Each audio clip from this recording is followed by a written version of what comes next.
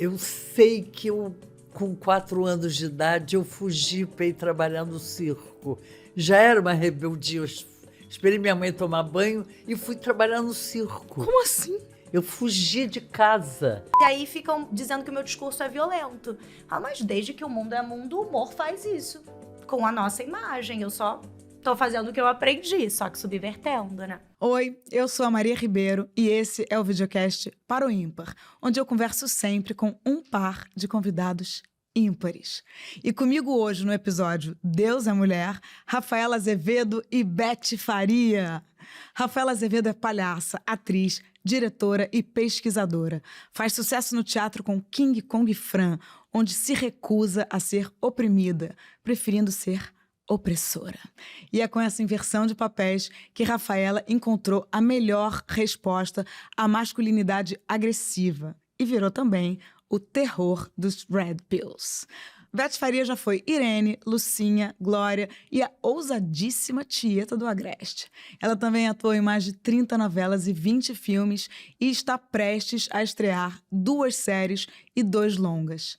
Ícone da emancipação feminina nos anos 70, Beth casou e descasou numa época em que isso era escandaloso e até hoje segue firme no propósito de ser quem ela bem entender.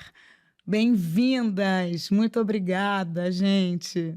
Obrigada demais, Maria. Que honra estar aqui. É um prazer estar aqui com você. E eu sou fã sua porque você faz espetáculo sozinha numa época de fingimento do politicamente correto. Eu não sei como você consegue sobreviver, né, Maria? Não, ela é doida. Ela é doida. Parabéns e boa sorte. Obrigada. É isso aí. Beth, normalmente eu começo com um par ou ímpar para ver quem começa, mas eu vou começar com você, porque você me ajudou a ser mulher. Você realmente me trouxe. Tem algumas pessoas que trazem a gente na vida, né? Que falam assim, cara, essa pessoa chegou aqui e me transformou em quem eu sou, simplesmente. Isso, Maria. Tô falando. Depois você vai dizer que faz. Ontem eu falei com a Beth falou, menos, Maria, menos.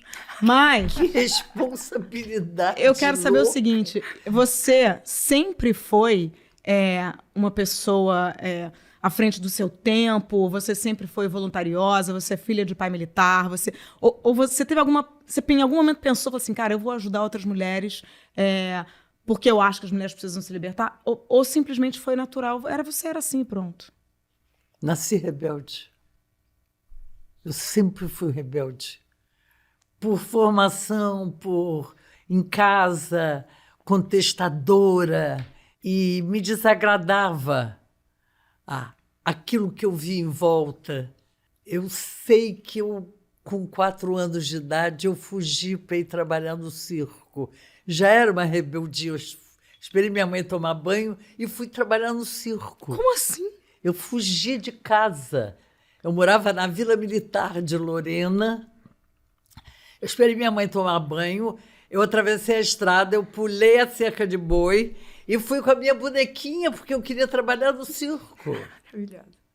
Então, isso aí já veio, já fugia de casa, já tinha fugido de casa antes, numa outra cidade. Entrou no Guinness Book de pessoa que fugiu de casa mais cedo da história, né? Fugi de casa com 3 anos e com 4 porque eu queria trabalhar no circo. Porque o que acontece é o seguinte, Maria, eu nasci em 1941. Em 1945, terminou a Segunda Guerra Mundial. E eu morava em Lorena, na Vila Militar de Lorena. E houve uma festa muito grande no quartel, que os militares levaram suas famílias. E eu estava ali vendo o canhão, dizer, mas é isso? Eles estão festejando isso? Isso tudo, eu voltei com psicanálise, muitos anos de psicanálise. Eu voltei, eu tenho um filme todo na minha cabeça. E tinha ido ao circo num fim de semana anterior. E eu fiquei louca com aquela bailarina em cima do cavalo. Eu disse, mas é aqui, tipo, vou procurar minha turma. Com 4 anos de idade, eu fui procurar minha turma. Claro que eu parei no meio do caminho, porque levei uma grande surra. Porque Literalmente. se batia em filho. Sim. Eu apanhava de talabarte de militar, daquela cinto de lona, pá, né? Então, só aumentou a minha rebeldia e com 15 anos caiu na minha mão O Segundo Sexo de Simone de Beauvoir. Aí fez a minha cabeça lindamente. Então, é isso. Então a Simone de Beauvoir... Responde ao que você queria Não, saber. completamente. Então a Simone de Beauvoir foi uma dessas mulheres que te, né, que te transformou no que você... Sim, a minha adolescência com Simone de Beauvoir. Maravilhosa. Então, ela escreveu Memórias de uma Moça Bem Comportada, você pode escrever Memórias de uma rebelde. Hein? Uma rebelde descomportada. Uma rebelde descomportada. E careta, porque chega na hora, faz o trabalho, faz tudo o que tem que ser feito. Sim. Mas tem minhas ideias, minhas opiniões. Sou cheia de opinião. Tô ligada. Graças a Deus. Graças a deusa. Rafa, eu achei muito engraçado a Beth falar. Eu sabia da história, sabia que a Beth tinha começado, para mim, a história que eu sabia era que ela era bailarina, que ela começou, né? Porque tem essa história da bailarina. E Rafa tá revolucionando a internet, revolucionando o Brasil com uma personagem maravilhosa chamada Fran, onde ela faz... Explica um pouquinho para as pessoas, eu não sei nem dizer assim como é que a Fran A Fran nos vinga, né? A todas. Sim. Como é que ela surgiu? É no circo. Eu também tive essa... Eu fazia teatro e quando eu conheci o circo... Teve o fetiche do circo. Mas Fala. Tinha mais ou menos uns 20 anos e eu fiquei fascinada com aquilo. Falei, eu quero ser isso, eu quero ir pro circo. E aí, fui ser palhaça. Só que eu fui entendendo ali como palhaça que as funções que davam pra gente no circo eram funções de muita responsabilidade. E eu queria brincar. Eu falei, não, eu quero me divertir aqui, né? Eu quero poder errar. E isso era dado só aos homens. Os homens podiam ser palhaços e a gente podia ser a modelo que fica lá enquanto atiram facas na gente, a contorcionista que serram, né? Aquela caixa. Em várias opções a gente morre, né? É isso. O fetiche tá em você morrer, né? Assim, ou você é perfeita ou você morre. E aí, sendo palhaça, aquela coisa muito forte dos números, serem números muito desconfortáveis pra mim, eu falei, eu vou virar esse jogo, é sobre transgressão, então eu vou transgredir por dentro. Aí comecei com a minha palhaça a fazer com os homens o que eles faziam com a gente. Aí eu assediava, aí eu ia oprimindo, e eles primeiro iam ficando de repente meio desconfortáveis, que eu ia ultrapassando o limite, e eu só parava quando mandavam eu parar, assim, o diretor, sabe? Eu ia até o limite pra ver da brincadeira. E aí as pessoas começaram a questionar um pouco, né? Até onde tá indo esse limite? Esse limite é saudável? Porque quando é em cima da mulher, ninguém questionava se era ou não saudável. Só que aí quando é com homem, hoje em dia, né, que eu faço isso, falo, não sei o que é broxa, né, que pode, a vida útil do homem é pouquinha, né, ele fica broxa, já pode jogar fora, não serve de nada. Se a mala não tá marcando, não presta. Eu fico fazendo... Ela fala tudo isso com uma vozinha muito fofa, entendeu? E aí fico falando da calvície, do cara, fico, enfim, sacaneando, fazendo, né, rir com essas vulnerabilidades dos homens, e aí ficam dizendo que o meu discurso é violento. Mas desde que o mundo é mundo, o humor faz isso, com a nossa imagem. Eu só tô fazendo o que eu aprendi, só que subvertendo, né? E você, de alguma forma, tá inaugurando um tipo de humor, né, Rafa? Eu acho que eu aprendo muito com todas as mulheres que vieram antes de mim, sabe, Maria? Inclusive com vocês, assim, que são referências pra mim. Mas esse lugar, eu acho que talvez desse humor mais escrachado, digamos assim, eu acho que eu trouxe do circo. De ver realmente como é a movimentação, porque a palhaçaria, ela é um humor muito popular, né? Tem que chegar para todo mundo, essa linguagem muito fácil de ser identificada. Então, acho que isso pode ser algo que eu tô... E esse humor mais crítico, digamos assim, de tocando nesses temas, era de alguma forma mais elitizado, né? Então, eu acho que a Fran trouxe essa união, eu vejo dessa forma, sabe? Eu pego uns temas que antes estavam em livros, que as pessoas estavam falando, sabe? Sobre misoginia, sobre essas questões de preconceito, e aí coloco numa linguagem muito popular. Beth, quando você fez Bye Bye Brasil, você percebeu isso Porque a Rafa fala muito do machismo no circo, de ser um lugar assim onde a mulher é muito oprimida. Você percebeu isso mais naquele filme especificamente? Ou, na verdade, você estava ali totalmente como atriz e sem pensar em nenhuma causa específica? Maria, são tantas respostas para essa pergunta. São tantas. Porque, claro que eu percebi, claro. Porque quanto menos culto, mais você é desrespeitada. Você tem que se impor o tempo todo. Tem que se impor o tempo todo. É uma cultura. É uma cultura brasileira. Essa sua pergunta tem muitas respostas. Essa pergunta dá um programa. É um programa inteiro, Dá né? um programa inteiro. Você fez muita novela. No momento, hoje em dia, a gente, né, tem compliance, existe um cuidado. Não, você não pode mais... Eu já fiz novelas onde o diretor falava assim pra mim: nossa, eu gosto quando o peito tá assim. Tipo, sabe? Oriçado, sei lá, não sei nem como fala. Eu fico com vergonha de falar. Gente, olha como eu sou careta. Fico com vergonha de falar essas coisas. Então, assim, eu já fui muito oprimida no trabalho. E muito subjugada, e muito... Então, eu fico pensando, como que assédio? você... E assédio? Já fui muito assediada também. E demorei a compreender. Porque eu fico imaginando, assim, você... Teu primeiro papel na televisão foi quando? Assim, imagina... Isso devia ser muito forte. E você foi casada... Quantos casamentos você teve, Beth? Eu casei com o Cláudio Marzo, que é pai da minha filha, e com o Daniel Filho, que é pai do meu filho. Depois eu tive uma união com uma pessoa, uma união que durou quase 5 anos. 3, Isso. então, tipo... Eu não sou uma pessoa boa de casar, eu não tenho talento para o casamento. Realmente eu não tenho talento para o casamento. Eu sou muito livre, muito rebelde, muito solitária. Eu não sei repartir. Eu sou boa mãe, eu sou maternal, mas eu não sou boa mulher de fulano, entendeu? Não tenho talento.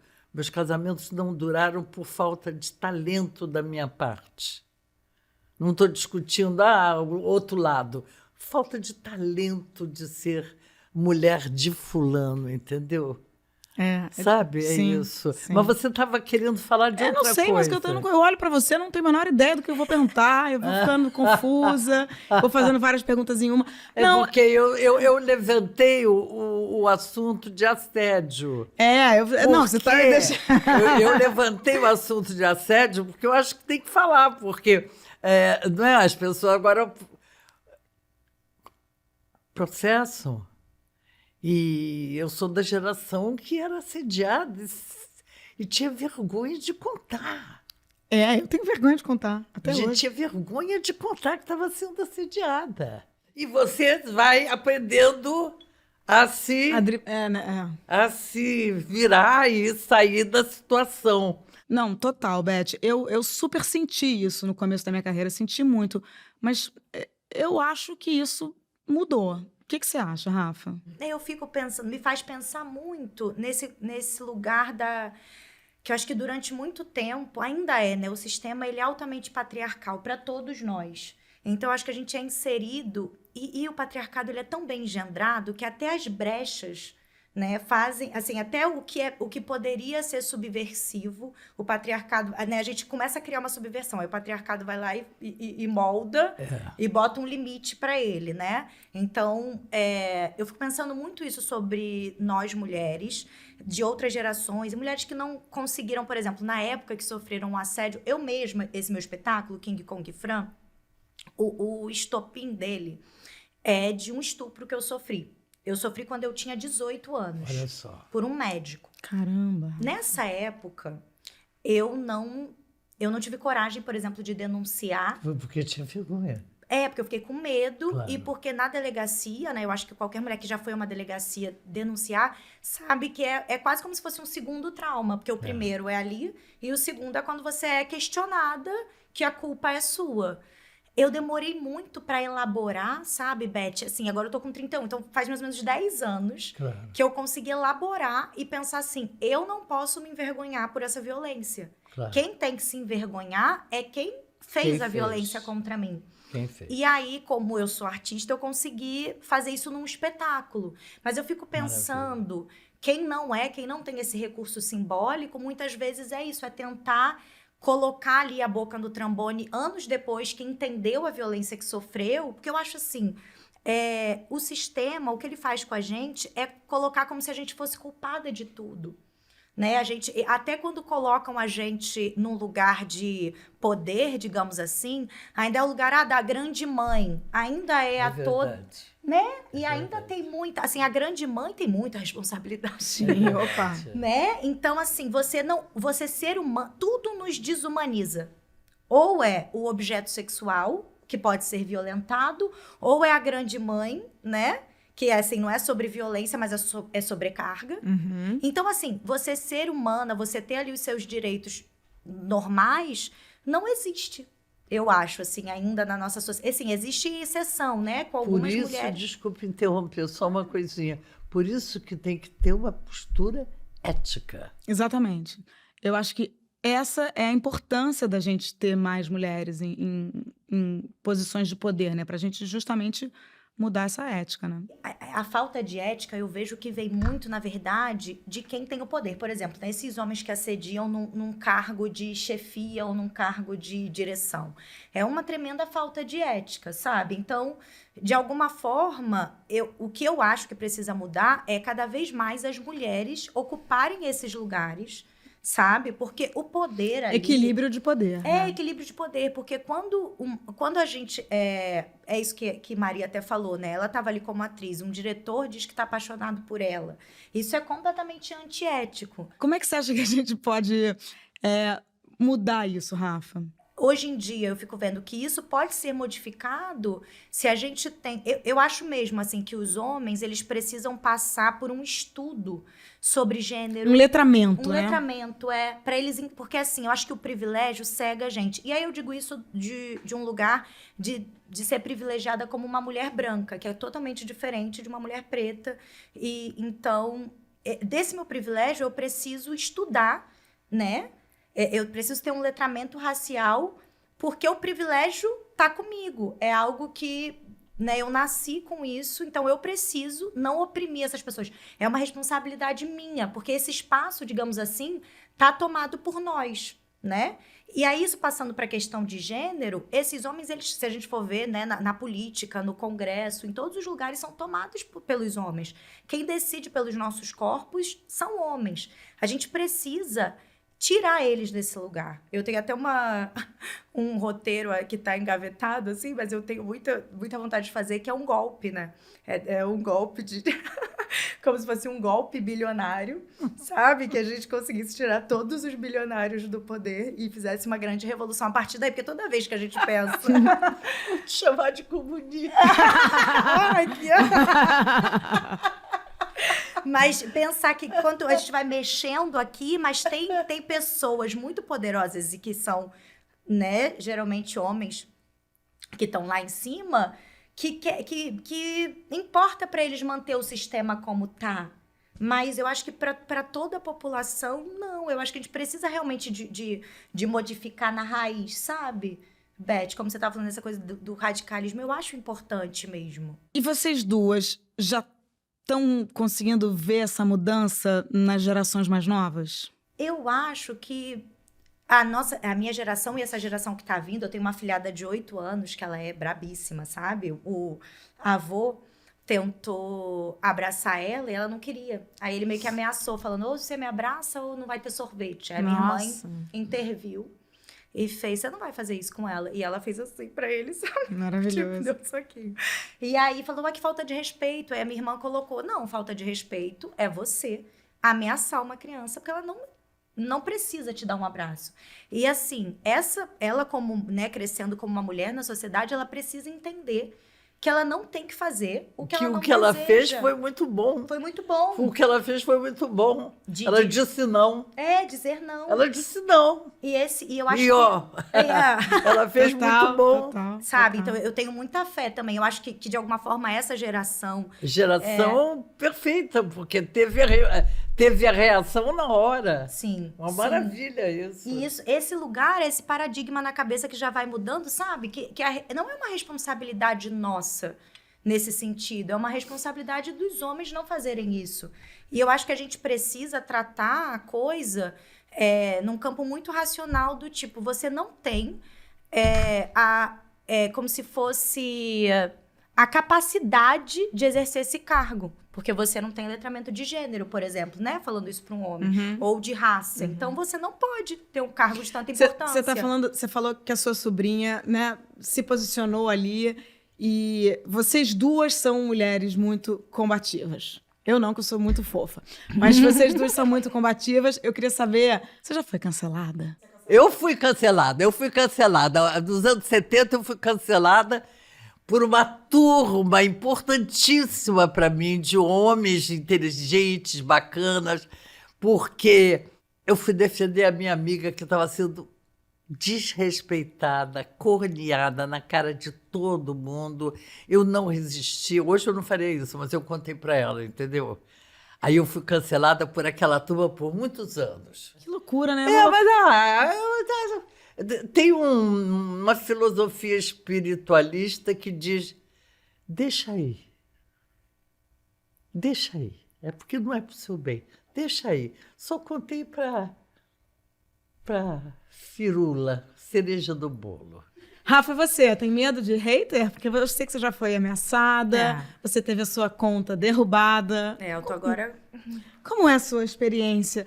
Como é a sua experiência com hater? Te passo este microfone. Eu tenho bastante hater, né? Eu tinha essa ilusão de que eu não tinha hater, mas eu tava muito dentro de uma bolha.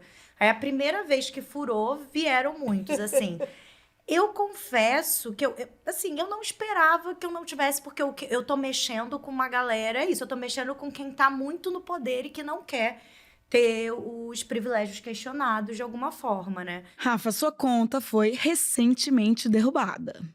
Apesar de você estar levantando qualquer lugar por onde você passe. Mas, na real, é uma violência, né? Você tem medo de alguma retaliação? Esse medo, na verdade, eu tenho quando eu pego um carro de aplicativo. Eu tenho desde que eu nasci, sendo mulher. Assim, o medo de ser violentada é um medo que é da sociedade, porque é isso, é extremamente machista, é extremamente doente, e a gente naturalizou isso. Então, assim, quando eu tô com a Fran, digamos que é a minha super-heroína, né, que eu consigo inverter isso, e eu consigo tratar ali... A Fran é minha super-heroína também. Ela tem esse lugar, né, de poder... A violência, ela existe. E se a gente ficar falando de alguma forma discurso sobre isso, só vai falar para os nossos. E aí eu acho que o humor, talvez, que todo mundo, né, quer escutar, todo mundo quer rir. Então, às vezes, tem ali quem tá rindo da Fran, não tá entendendo de primeira do que tá rindo. Sabe? Só tá ali. Então, já tá meio desarmado.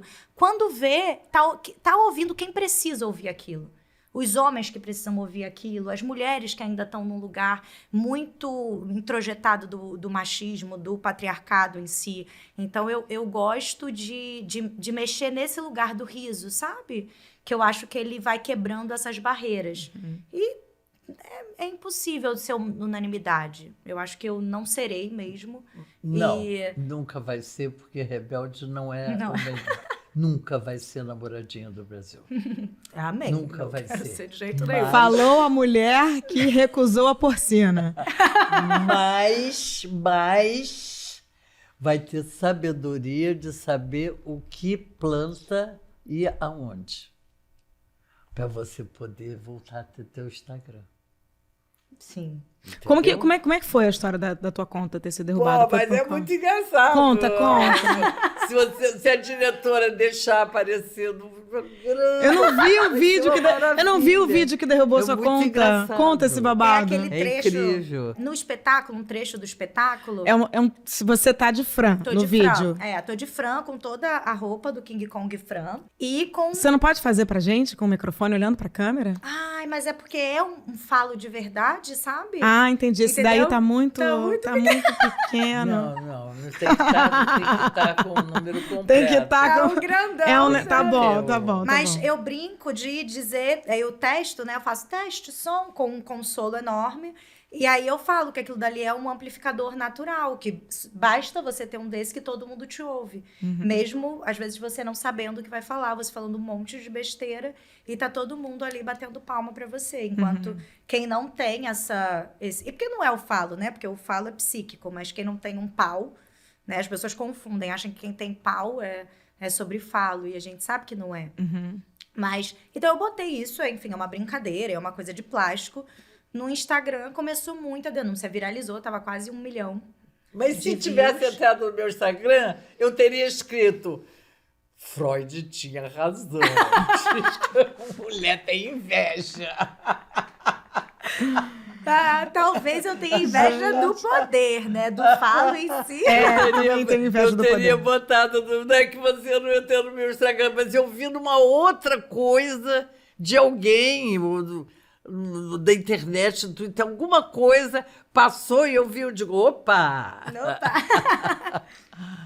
E aí começaram as denúncias e vários vídeos que eu vou fazendo essa... É porque é muito difícil, eu acho, para quem tá inserido dentro de um privilégio, ver, né, na beira, assim, as outras pessoas. Então, isso, quando é a gente isso. inverte, eu acho que fica... isso. Sabe, se eu coloco a pessoa na situação, então, qual é o problema disso aqui?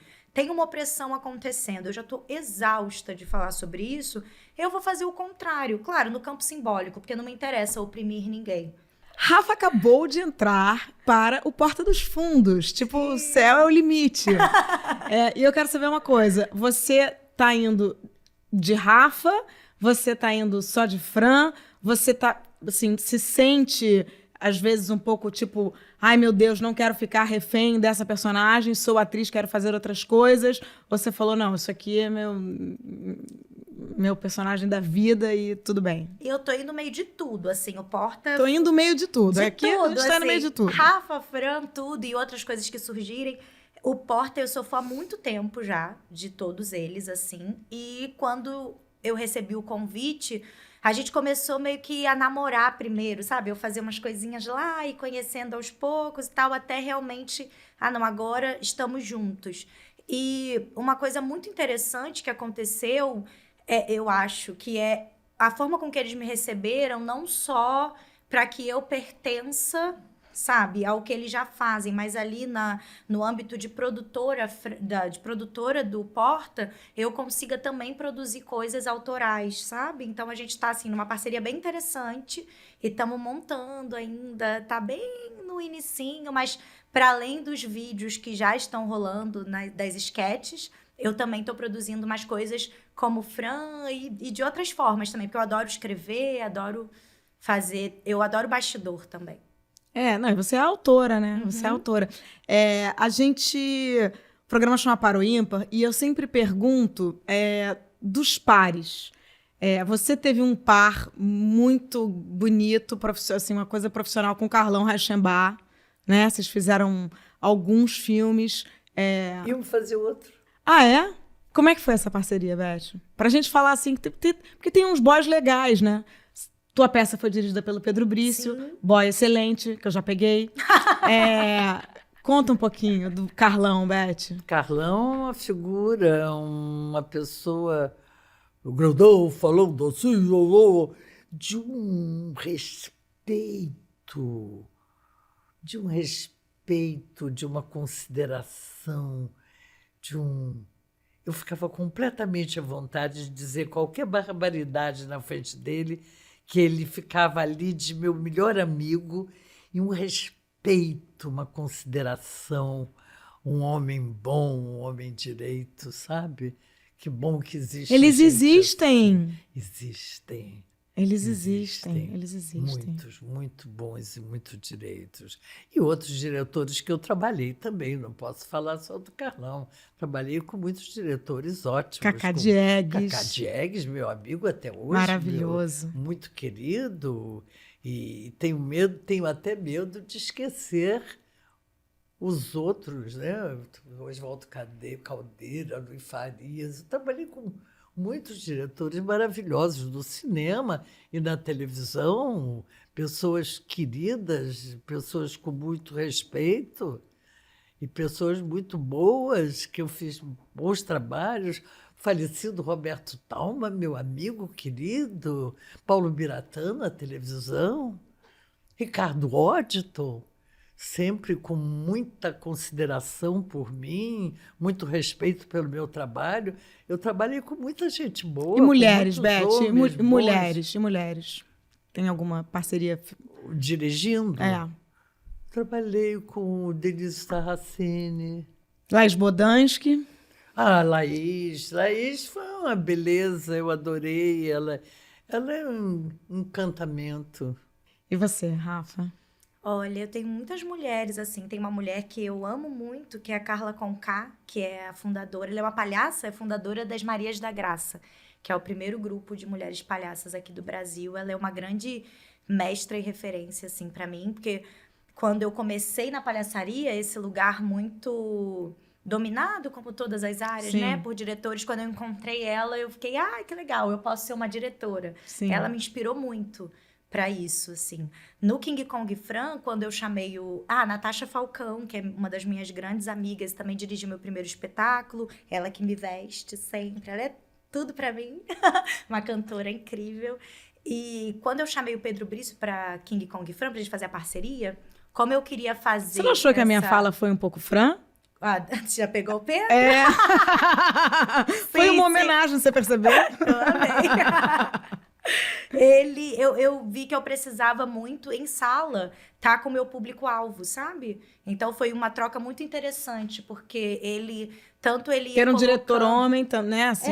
E a gente tem co-direção e co-dramaturgia, então a gente ia fazendo meio junto mesmo, assim, tudo, um quebra-cabeça.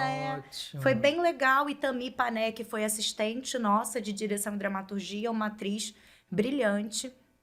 E aí, quando ele falava assim, isso aqui, eu via que ultrapassou um limite dele. Eu falei, pronto, aí isso vai pro espetáculo. Quando eu sentia que ele ficava incomodado. Gente, que coisa maravilhosa! Era ali, em tempo Foi real. Muito bom, muito Sabe? bom. Porque o diretor da peça, eu falei brincando que eu peguei, mas eu namorei o Pedro Brício, que é um excelente ator, um excelente escritor. Sim. E eu acho... E a gente, muitas vezes, a gente tá nessa onda feminista, eu tô pelo menos, às vezes meio assim, radical mesmo, mas eu acho... Mais do que eu? Não, mais do que você é difícil. Mais do que você é difícil. Mas eu acho interessante que você tenha tido coragem. Porque hoje em dia, às vezes eu falo, cara, só vou trabalhar com mulher, quero diretora mulher. Às vezes até numa coisa que talvez eu fique achando que, bom, eu preciso ir muito para esse lugar para poder voltar a ter um equilíbrio, porque a gente sempre teve tantos homens à nossa volta mandando na gente. Mas eu achei interessante quando Ele é meu único homem da equipe, né? Todas as outras pessoas são mulheres. Ele é minha cota, meu 1%. Mas ele vale a pena. Ele é valioso. Vocês duas são mulheres de muito sucesso, são referências, são ícones. Em algum momento vocês se perceberam perseguindo um ideal de sucesso que não era exatamente o de vocês, porque alguém queria que vocês fossem alguma coisa, ou um protagonismo, que não era exatamente o que vocês estavam sentindo? Tive isso no teatro. Eu tive isso algumas vezes no teatro, porque eu tive uma formação teatral, eu estudei com Eugênio Kuzet, o falecido Zé Celso me botou na oficina quando eles estiveram no Rio, eu participei de peça de teatro e toda uma formação teatral, e eu me forçava, mas eu não tenho vocação para o teatro. E aí eu nunca tive coragem de confessar isso, agora eu confesso. Gente! Porque quando chega domingo à tarde, com sol, eu quero tomar banho de mar, botar um biquíni, eu não quero ir para o teatro, fazer o espetáculo. Eu fico triste, se 4 horas da tarde tem que secar o cabelo, tem que ir. Então, eu fui assumindo isso, porque eu gosto dessa bagunça. Gosto de gravar uma novela, toda hora tem uma coisa, estudo texto, encontro o pessoal, depois eu vou para minha casa. Gosto de fazer um filme, faço filme nos lugares. Quando eu estava na Serra da Bocaina, eu disse, eu não vou mais me meter nessas histórias, ser roubada. Porque tinha uma piscina que eles jogaram uma tinta vermelha e eu tive que entrar de noite, toda vestida de branco, estou dando spoiler do filme, não vou dizer o nome do filme, pronto, tá? Aí eu fiquei com medo de entrar naquela piscina, eu disse, será que vai ter uma cobra se enrolar na minha perna? Fiquei cheia de fantasia maluca, digo, me meto em cada uma, e agora, eu disse, não vou me meter mais, aí... Foi para Portugal. Fui para a Serra da Estrela, nas aldeiazinhas, que isso aqui são as estradas, assim, aqui tudo é precipício. O frio logo. Eu disse assim, eu digo isso e vou feliz, eu adoro. Então, respondi a sua pergunta, se alguma vez... Eu vou ao teatro, eu faço bem, mas eu faço chato e depois eu não tenho mais vocação para fazer teatro. Tudo bem, Entendeu? tudo bem. Mas eu demorei. Pra ter coragem de admitir para você mesma que você achava chato fazer teatro. Foi. E quinta-feira, que não vieram as mulheres da van e que tá vazio.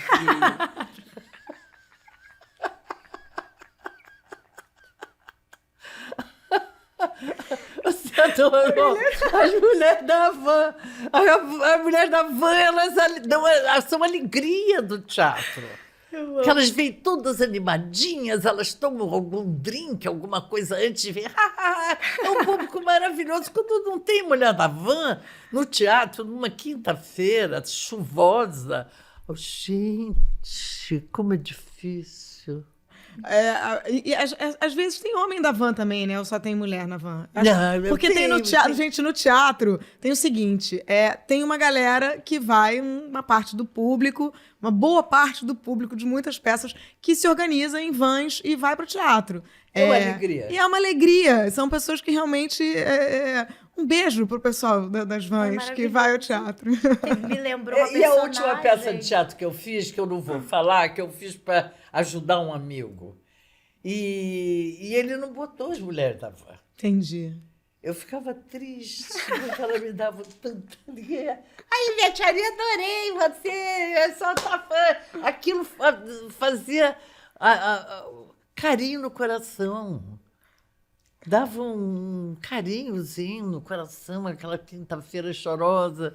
Também você vai para casa sozinha, pega o carro, vai para casa, esquenta aquele congelado sozinha e tal. É triste, não é fácil fazer teatro, não. Não é mesmo. Não é fácil, não. Mas vocês gostam essa coisa do fã e de tirar foto e dar autógrafo? Eu agradeço também todos adoro os dias ter pessoas que gostem de mim. Eu vim aqui porque você gosta de mim. Então eu vim porque eu gosto de você. Eu adoro. Eu tenho gratidão à vida, meu amor. Eu também não entendo. Quando eu vejo pessoas, atores e atrizes... É uma burrice. Não, eu falo, gente, por que escolheu essa profissão? Tu tá reclamando? Por que escolheu essa profissão, gente? Não, é uma burrice. Como assim? Eu adoro ter público que goste de mim. Eu fico felicíssima. Grata. Gratidão mesmo. Eu amo também. A rede social aproxima muito, né? Eu fico lá conversando. Várias coisas eu faço pedido direto das fãs. Elas me pedem, eu faço. Fran, faz vídeo de não sei o quê. Aí eu vou lá, pronto. Aí ainda boto, pra você. E você faz muito caixinha de perguntas. Você apareceu na pandemia, né? Assim, pelo menos pra mim, você apareceu no Instagram na pandemia. Então, você fez um tipo de... sei lá, uma dramaturgia, né? Assim, você e Pedroca, pra mim, foram as pessoas que eu falei, caramba, olha só. Eu não sei se Beth é muito instagramenta. Você acompanha bastante? Você vê? Sim, claro. Eu sou, tipo, bem... gosto de rede social, gosto de celular, eu não gosto do Facebook, eu não tenho saco. Eu não entro no Facebook. Eu tenho, mas eu não entro. Eu gosto do Twitter porque eu gosto muito de me informar do que está acontecendo. E também, eventualmente, poder dar uma polemiquinha, uma causa... De vez em quando, porque eu apanhei muito na pandemia por causa de política, né?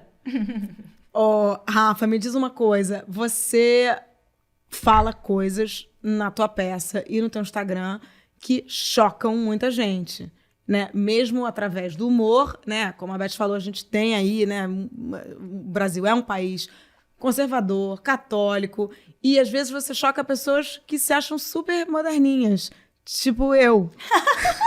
Que eu falo assim, gente, como eu não tenho coragem. Como é que é na sua família? Como é que é? Eu imagino que não seja totalmente fácil. A minha mãe já é falecida, né? Mas ela é assim, uma grande referência para mim. Eu até falo muito sobre esse tabu da saúde mental. A minha mãe, ela era neurodivergente. O que é neurodivergente? É quando você não por exemplo, se você é borderline, se você é esquizofrênica, todas essas condições mentais, elas são classificadas como neurodivergentes. É como se você não é neurótica, e o neurótico é dado como normal, né? Então, E como é minha mãe, né, assim, uma das pessoas que eu mais amo no mundo, eu vim daí, eu tinha um olhar... Tem muito tempo que ela Ela faleceu em 2020, faz pouco tempo. Caramba. Mas ela me ensinou muita coisa e... Sim, eu tenho... Nossa, não poderia ter uma mãe melhor. Assim, eu sou palhaça, com certeza por conta dela, porque eu acho que isso veio muito depois que a ficha caiu. Antes, não. Eu só amava e achava ela um barato, incrível. Ela dizia tudo que tinha que ser dito, só que ela sofria muito preconceito, porque ela socialmente... não viu, desculpa, é que eu fiquei... Ela não viu, né? Não. Ela não viu, mas é ela inteira. Por que ela sofreu preconceito? Porque era dada como louca, sabe? As pessoas não tinham paciência com ela. Ela dizia o que ela queria dizer. Ela era totalmente inadequada à sociedade. Então, a nossa cultura ainda tem, hoje em dia bem menos, mas ainda tem essa coisa de você ter que marginalizar as pessoas, né? Sim. Que não são ditas como normais. Sim. Só que, na minha visão, a minha mãe não tinha nada de anormal. Porque eu, como uma pessoa neurótica e convivendo nesse mundo, eu sei que nós não somos normais, né? Que cada um tem a sua peculiaridade. Sim, eu não sou normal também. Né? Então, a única coisa é que ela tinha um outro ponto de vista, como outras pessoas têm.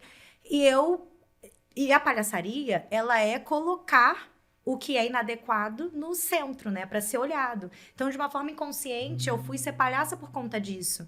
Eu sempre dei valor ao que não estava, sabe, padronizado, ao que não estava no centro. Sim. E eu acho que isso muito vem da minha mãe. Então, eu tive um exemplo ali dentro de casa. O meu pai também já falecido, mas ele era um homem, também 1% ali, um aliado, um cara muito legal que me ensinou muita coisa. Os dois me ensinaram até autoestima. É isso, eu venho de uma origem muito pobre. De Honório Gurgel, nossa família não tinha nada. Eu tinha que cruzar a cidade para poder estudar. E eles sempre me ajudaram com um pouquinho que eles tinham, sabe? Hoje em dia, eles infelizmente não estão aqui para ver, mas por conta deles que eu tô conseguindo. Que maravilha, parabéns. Obrigada. Não, maravilhoso, maravilhoso, Rafa. Realmente a sua peça é das coisas mais fortes que eu vi nos últimos tempos. E eu acho que existem alguns espetáculos, alguns atores que decidem se colocar no mundo de uma maneira que, tipo assim, ninguém me chamou para esse papel? Ninguém ainda entendeu o meu tamanho?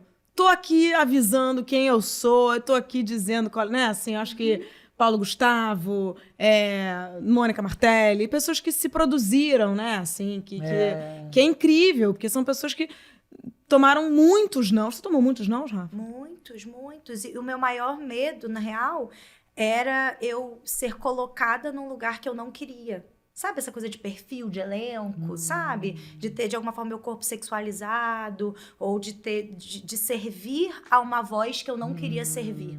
Então, essa coisa também de ser autora é muito forte. Assim, eu quero estar junto escrevendo, e tive a sorte de ter Pedro Brice comigo. Eu quero estar junto escrevendo a minha história, o que eu quero falar, sabe? Eu não consigo ser só a intérprete de E algo aí que eu vai não... pro teatro no domingo à tarde com o sol, porque tem vocação. Você é minha nova ídola. Parabéns. Não, maravilhoso. A Rafa se escalou, né? Eu só voltaria ao teatro com um personagem assim que poder comunicar alguma coisa, entende? O que você quer dizer no momento, né? O que você está querendo dizer para o mundo, né? Aí eu acho que sim. E ela tem isso. Ela tem isso, porque ela quer escrever o que ela acredita para ela mostrar. Ela vai para o palco mostrando o que ela acredita, o que ela mostrar. Por isso que eu estou fã dela. Eu também estou muito, porque eu escrevo, atuo e ainda não consegui ter coragem de escrever uma coisa para mim, para o teatro. E é isso que eu acredito, é isso que eu quero mostrar. Eu não sou escritora. Entende? Mas é uma maravilha isso, porque aí eu vou mostrar isso, é isso aqui que eu acho. Sim, eu tenho percebido até agora que estão chegando convites, né, pra, assim como atriz. Gente, eu tô com duas mulheres muito bombadas aqui no Paro Ímpar hoje, só para avisar para vocês que... Bombadas? Bombadas! Você tá bombando muito. Eu sou bombada. Nossa! Que isso? Não é? Desculpa, Rafa, te interromper. Imagina! E eu fico... Aí eu comecei a perceber sobre isso, sobre eu ser mais, na verdade, roteirista, o meu interesse, do que, assim, roteirista e estar em cena, mas a partir dos meus roteiros, do que estar em cena com roteiros de outras pessoas, sabe? Pois é. Eu prefiro estar com os meus, então eu acho que uma coisa que você acredita. Do que você vai comunicar. Tem o presidente das Aquiqueda, da organização budista que eu pertenço, ele diz uma frase que é perfeita para isso. O que importa é o coração. O que importa é o coração. Você faz com o coração. Sim. Não, e aí chega nas pessoas, né? Porque é muito... Quando a gente realmente fala uma coisa que a gente acredita, é totalmente diferente de você, né? Você percebe, muitas vezes tem grandes atores que às vezes não estão tão bem. Eu, às vezes, vejo coisas minhas que eu falo, gente, eu estava péssima. Porque você está falando um texto que você não se identifica absolutamente com aquilo. Sim. Então, é muito difícil você fazer caber na boca, né? Assim, e você bancar uma... quando você se apropria e fala assim, cara, eu assino embaixo disso aqui que essa pessoa escreveu. Tem que gostar muito do personagem e mostrar a história de um personagem. Gente, última pergunta. Se vocês pudessem escolher como vocês vão nascer de novo, vamos supor que vocês continuariam escolhendo ser mulheres?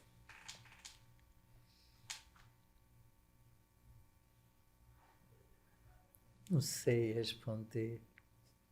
Também tinha vontade de ser um homenzinho, sabe? E você, Rafa? Eu escolheria ser mulher. Eu quero muito voltar. Eu queria voltar numa geração bem mais pra frente, que eu acredito que já vai ter acontecido uma revolução. Eu gostaria, assim, sabe? De viver com muita tranquilidade. Eu desejo essa experiência. Eu acho que eu consigo fazer isso no palco. Mas essa experiência de viver sendo mulher, tendo tranquilidade. Eu ia amar viver isso. Olha, eu acho que seria ótimo, mas eu fico muito feliz de ver você neste momento, 2023. Eu sei que ainda falta muito para ficar bom pra gente, mas eu me sinto meio vingadinha por você. Entendeu? Nós estamos aqui com Tieta do Agreste, que voltou para se vingar, né? Na verdade, se vingando através da sua felicidade, né? Não é nem que voltou pra se vingar, é tipo assim, a vingança veio do universo, né? Tipo, não, olha só, tô maravilhosa, vocês estão aqui, mas eu tô aqui, linda, maravilhosa. Gente, muito obrigada. Foi incrível, vocês são maravilhosos. Bom, e vocês aí, gente, obrigada por estar com a gente hoje. Não esquece de deixar seu like e compartilhar o programa. Se você curtiu, a gente está em todas as plataformas de podcasts de forma totalmente gratuita. E se você ainda não segue o programa, se inscreve para receber os programas novos, semanais de Para o Ímpar, comigo, Maria Ribeiro, e um par de convidados ímpares. Ah, gente, obrigada.